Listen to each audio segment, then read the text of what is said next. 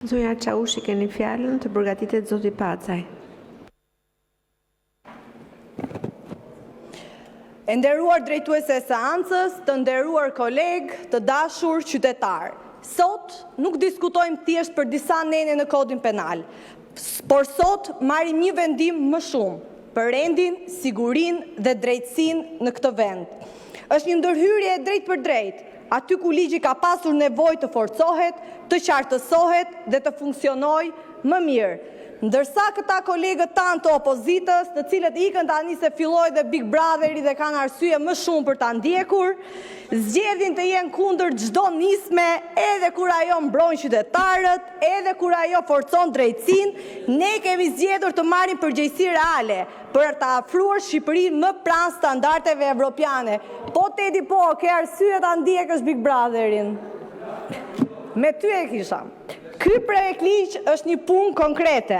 Me anë të tij, forcojmë goditjen ndaj pastrimit të parave dhe financimit të terrorizmit. Radio Lushnja, e di unë që s'kapa ajo, po kalove te ure Rogozhi nëse tutje. Ashpërsojmë luftën kundër krimit të organizuar dhe trafikimit. Rrisim ndjeshëm mbrojtjen penale për fëmijët nga abuzimet. Garantojmë më shumë mbrojtje për viktimat, gazetarët dhe interesin publik. Këto janë standarde që një shtet i detyrohet qytetarëve të vet. Janë vlera dhe praktika që çdo vend evropian i respekton dhe Shqipëria duhet i bëjë pjesë të pandalshme të rendit të saj juridik. Një element i rëndësishëm i këtij projektligji është edhe ndërhyrja në fushën e funksionarëve publik. Për herë të parë, ligji flet qartë dhe pa ekuvok. Funksionari publik që shkel ligjin nuk tolerohet, por ndërshkohet më rënd. Ky është një mesazh i drejt për drejt, pasi pushteti nuk është mburoj, por detyrimi ligjor është përgjegjësi. Dhe po, edhe parkimi dyfisht është një çështje tepër serioze, edhe pse bëhet objekt ironie në banaqe televizive, apo dhe këtu në këtë foltore nga këta kolegët tanë të opozitës. Është shumë e rëndësishme sepse kur një ambulancë nuk kalon, kur një zjarr fikse bllokohet, kur një jetë vihet në rrezik për rehatit personale, shteti nuk mund të hesht. Këto ndryshime në kodin penal nuk bëhen për shfaqje, por bëhen për jetën, për sigurinë dhe dinjitetin e qytetarëve. Ndërsa ju të nderuar kolegë të opozitës që jeni shumë pak këtu, vazhdoni të bëni politik me zhurmë, me shfaqje teatrale, me djegje të vendit dhe nxitje të qytetarëve në paligjshmëri, ne bëjmë politikë me ligje që funksionojnë, që garantojnë drejtësi dhe përparim. Shqipëria nuk ka nevojë për britma apo zjarrin që i vendosni ju. Shqipëria ka nevojë për rregull, përgjegjësi dhe drejtësi reale. Ky projekt ligj është një hap konkret drejt një shteti të ligjit dhe drejtësisë. Një hap që afron Shqipërinë më pranë praktikave më të mira evropiane dhe integrimit të plot në familjen evropiane. Kjo është Shqipëria që duam, e drejtë, e sigurt dhe evropiane. Faleminderit. Faleminderit zonja Çaushi. Zoti Balla, keni fjalën. Do doja një falenderim t'ja jepja të gjithë djemve dhe vajzave, burrave dhe grave ekspert në Kuvendin e Shqipërisë që punuan së bashku për disa javë rresht për të ardhur në këtë konkludim së bashku me gjithë atë punë që është bërë nga ekspertë të tjerë edhe në qeveri, për ata që na ndjekin dhe për qenë të vërtet. Ndryshimi i vetëm mes propozimit për pjesën që lidhet me mediat dhe pjesën e kodit penal, mes propozimit të zonjës Tabaku dhe propozimit final, ka të bëjë vetëm me qasjen ton të qartë që ne nuk bëjmë ligje për vete. Ju më thoni mua, apo kolegë të tjerë këtu, madje edhe më ftoni që unë të votoj një ligj që të amnistoj kryetarin e partisë tuaj. Unë jam një gjyq penal me kryetarin e partisë tuaj. Dhe kryetari i partisë tuaj akuzohet, pra është paditur për shpifje. Ju, zonja Tabaku, kudo që na ndjek, më ftoni dhe të votoj një ligj që unë të amnistoj kryetarin e partisë. Je në konflikt interesi, zonjë.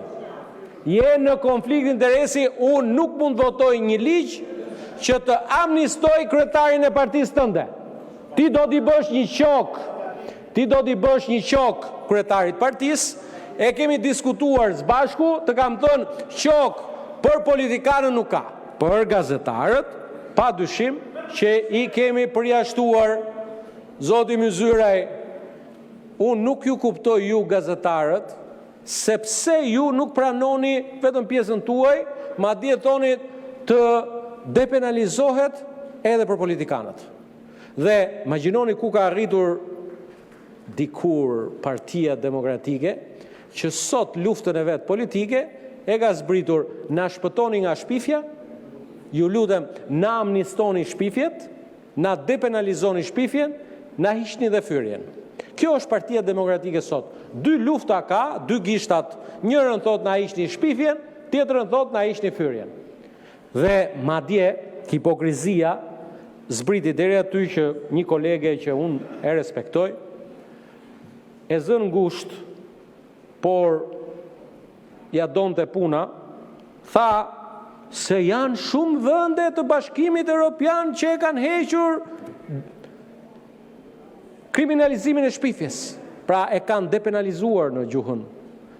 Dhe nga vendi i thash, po më thuaj në njërën prej tyre. 3 janë, 2 janë plotësisht, njëra pjesërisht. Po të 3 po i quaj, Irlanda, Malta dhe Rumania. Miqësisht u a them, unë nuk dua që Shqipëria tjetë as si Irlanda, as si Malta, as Rumania në këtë kontekst. Unë dua që Shqipëria, edhe si tifos Gjerman që jam, dua të jem si Gjermania, dua të jem si Italia, dua të jem si Austria, si Danimarka, Suedia, Holanda, Belgjika, në këtë aspekt. E pra, zoja e zotrinj, në Gjermani shpifja është vepër penale. Në Itali shpifja është vepër penale. Por Shqipëria po bën një hap për tu përshëndetur. Dhe tani, kjo gjëja jurisprudenca nuk është shkencë eksakte dhe gjithmonë ka interpretime, por thoshte njëri dhe bërtiste edhe më të madhe, se edhe thoshte ky ligji është i pa aplikueshëm. Po se nuk janë shoqatat. Po ligji do bëhet, ju bëni shoqatat. Bëheni si doni shoqatën, doni të ne nuk ndërrym, nuk mund bëj politika ligj për mediat. Mediat ta bëjnë vetë ligjin e vet, i bëjnë shoqatat si duan. Ç'pun kemi ne të bëjmë ligj si bëjnë shoqatat mediat. Por ama, kjo historia që var tjetër i një bet që e printon vet. Edhe del atje, edhe thot unë jam gazetar, edhe unë kam drejt ja fus kot të shpif si dua unë. Ndërkohë që do bash lloj përgjegjësie. Ama jeke këto shoqatat dhe njëra prej shoqatave ka vlerësim tim maksimal për gjitha të punën që bën. Ti thot antarët e vet, ti regjistroj atje, edhe do shkoni regjistroni ke shoqatat e Bashkimit Evropian, ku doni, edhe mjafton kaq. Por ama u vure re që ke dhënë një shpifje, ke për detyrim të publikosh edhe atë përgjinjështrimin. Koha ikën, disa fjalë për një çështje që është debatuar, keq interpretuar. U tha këtu që Turp TV kësaj mazhorance që po kriminalizon parkimin e dyfisht. Dezinformimi është një prej sfidave më të mëdha të demokracisë. Sepse dhe pastaj kur e bëjnë me qëllim, nuk ka thënë njëri që do të kriminalizohet parkimi dyfisht për dikë që për 1 minutë ndalon aty te dyqani bukës. Edhe pse shkon ndaloje ku dush, unë mendoj që njerëzit mund të jetojnë edhe pa një parkim të dyfisht. Pra jeta mund të vazhdojë edhe pos parkove dyfisht. Por mos harroni asnjëherë. Mos harroni asnjëherë. Vërini veten tuaj në ambulancën që transporton një njeri, jeta e të cilit mund varet edhe nga 30 sekonda vonesë. Vërini veten tuaj. Vërini veten tuaj në makinën zjarr fikse, e cila mund të shpëtoj një jetë që mund të digjet nëse shkon 30 sekonda përpara, ose mund humim një jetë nëse vonohet 30 sekonda. Për këto, zonja zotëri, qeveria me të drejtë ka ardhur me një propozim, nga arsyeja pse ka ardhur me këtë propozim të ashpër është se nuk kanë bërë efekt deri tani. E për ta ditur, sot në Tiranë ja vlen më shumë të parkosh makinën dysh se sa të shkosh ta parkosh makinën në parking. Më mirë pagun 10.000 lekë gjob për parkim dyfish, se sa të shkosh ta parkosh makinën te vendi parkingut. Madje është dhe në mod që po e ke makinën nga këto të shtrenjtat, duhet ta vesh tresh se bidhen në sy. Jetohet dhe pa parking dyfish. Por jeta atyre njerëzve që rrezikohet nëse vonohet ambulanca, nëse vonohet makina zjarr fikse, ajo nuk kthehet dot mbrapsh. E prandaj, është ardhur me një propozim që t'u bëhet qartë të gjithë këtyre kapataive që nëse ti e parkon dyfish dhe ky Benzi jot, ky Ferrari jot i ze rrugën ambulancës, i ze rrugën makinës zjarr fikse, bëje mend mirë. Gjoje mirë. Dhe tha njëri këtu që është një jurist polivalent, që njeh gjitha ligjet e Europës. Më gjeni një vend që ka këtë parkimin e provoje në Gjermani t'ja zesh rrugën korridorit të ambulancës. Shko provoje çik. Një vit burg. Të lutem shumë se kur folet ti s'fole fare. Po flas unë ta mbaroj unë. Po të lutem shumë. Unë kur fol ti s'flas, tash do flas unë.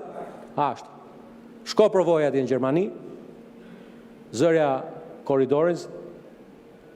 korridorin një makine në Gjermani, se e kam me një këtu, edhe e ke një vit burg. Pse në Gjermani s'parkojnë dyfishta? Këta që vinë me targa gjermane, pse s'parkojnë dyfishta? Këtu kur vinë edhe tresh. Ju thash, ligjet bëhen të ashpra për ata që s'vën mend. Njerëzit jetojnë edhe pa parkim dysh, njerëzit jetojnë edhe pa shpifur. Këto dy gjëra, ju opozita, mos shpifni, nuk dënoni, ç'keni ju? Mos parkoni dysh, nuk dënoni, ç'keni ju? Pse keni ju ka zënë meraku ju? Edhe e fundit, sa i përket se për qenë korrekt, o zonja zotërin deputet, çdo gërm këtu, që është kjo që votohet këtu, është e dakordsuar me Bashkimin Evropian. Çdo gërm që kemi këtu. Dhe kemi edhe disa, se ju i rrifni gjoksin, ju jeni luftëtar të paepur të luftës kundër korrupsionit. Kemi 7 akte që lidhen me luftën kundër krimit organizuar, pastrimit parave, terrorizmit, trafikut të qenë njerëzore, abuzimit seksual të fëmijëve dhe mbrojtjes viktimeve të transpozuara këtu. Në rast se ju votoni kundra sonte për këto ndryshime në Kodin Penal, ku t'ju fus? Që jeni kundër luftës kundër krimit organizuar? Që jeni kundër pastrimit parave?